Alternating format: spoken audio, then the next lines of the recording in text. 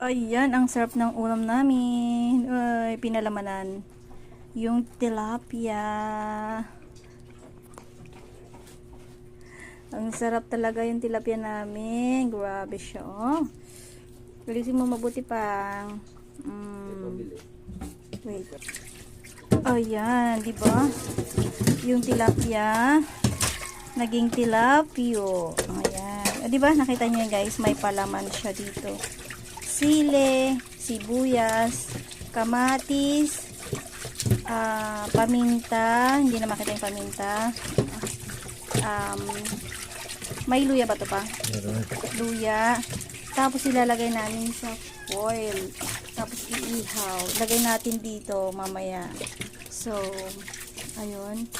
Wait lang tayo guys. Ayusin natin para makita nyo kung ano yung kilalabasan. Ang sarap ng tilapia. 4 lang yan guys, pero malalaki siya. Ulam namin for today Sunday. Sunday request ni KitKat. Ayan.